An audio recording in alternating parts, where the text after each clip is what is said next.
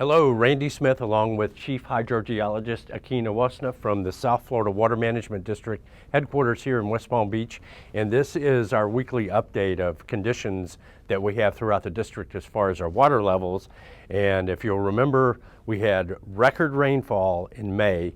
June was also a wet month. As a result of the rainfall in May, all of the water bodies in the South Florida Water Management District rose to very high levels, including Lake Okeechobee. Lake Okeechobee, where the Corps of Engineers continues to make discharges out to the Caloosahatchee and the St. Lucie to the east. And the Water Management District is working very hard to take care of the high water levels that we have in other areas, excluding Lake Okeechobee. And Akin, if you will just walk us through, we're also under an order from the Department of Environmental Protection. Governor Scott has issued an emergency order for areas around Lake Okeechobee, and these orders were put in place because of the situation of the high water levels and also the discharges from Lake Okeechobee.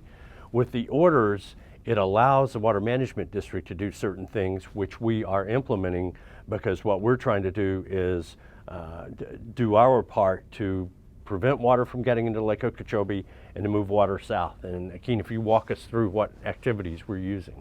Thank you. First, I think one of the tools that became available to us was the two emergency orders, the one from DEP at the direction of the governor, and the later one from the governor as part of the declaration of a state of emergency in a number of counties.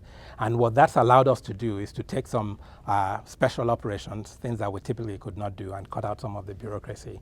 What we've done essentially, I can describe as part of a four-pronged strategy.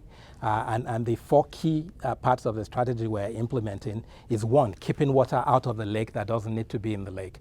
If the water doesn't get into the lake, it doesn't need to be discharged. So we're doing things in the upper basin, in the Kissimmee Basin, and in other places, such as the Elliott, that might contribute flows to the lake, to hold water away from the lake, either keep them in storage or direct them off to tide where we can.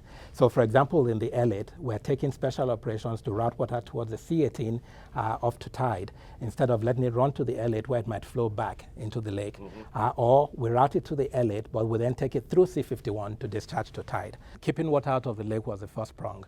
The second is taking advantage of storage, both in private lands or government lands. And we have a program called the Dispersed Water Program, where landowners have been able to store water at happiest during this period. It keeps water either out of the lake or out of the estuary if it's water that has already been in the lake and it's on its way out. Calkins is one example of this. There are others.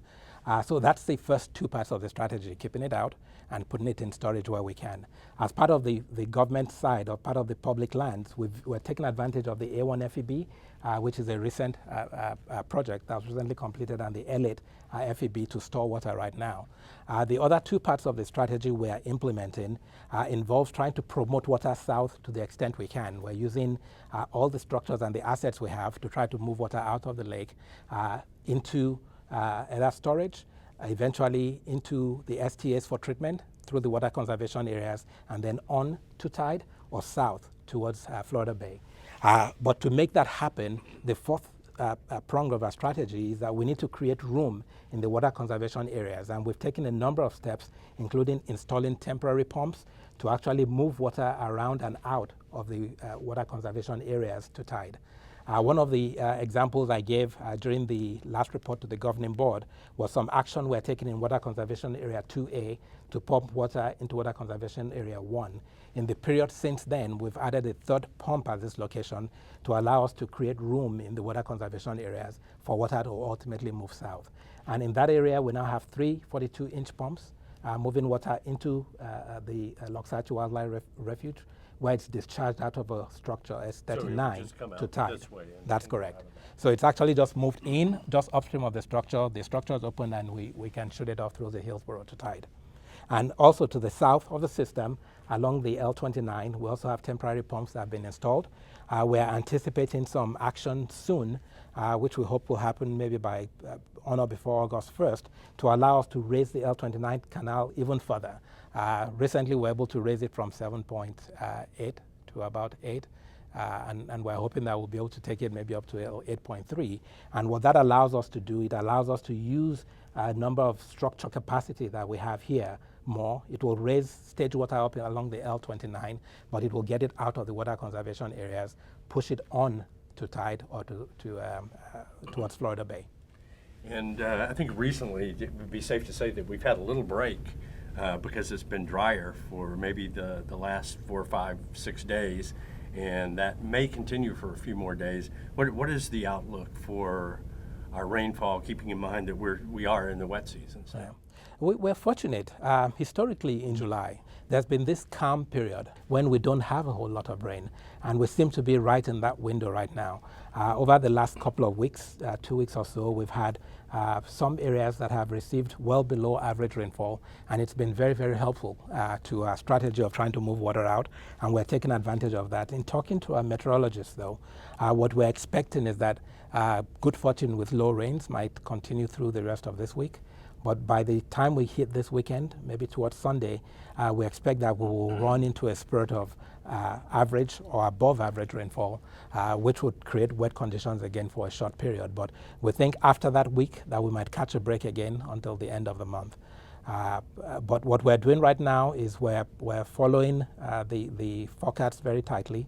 We're looking at what's expected, and we're taking actions, revisiting our decisions to make sure that we can maximize flows out of the system, vacate room in the water conservation areas, create room wherever we know that we have storage right now while it's dry, so that when it starts to rain again, we have some place to park the water instead of in Lake Okeechobee. Thinking more long term, the Climate Center's forecast for the 3-month outlook starting now and the 3 months after that is for equal chances of below average, average, or above average rainfall. Essentially, it's saying that we're not certain exactly where things are going. It is what it is. We're still in the wet season, and the way we plan is to assume that because we're in the wet season with the bulk of the hurricane season still in front of us, we need to anticipate that it's going to get wet. We might have a storm or two, and we need to plan like that's the case. But in the very short term, we're thankful for the dry week that we have left, and we hope that the wet period we have after that it's limit itself to just average, and that is something we can continue to deal with. Thanks, Akin, and that's this week's update. Stay tuned to the district's website, and we will join you again by video next week.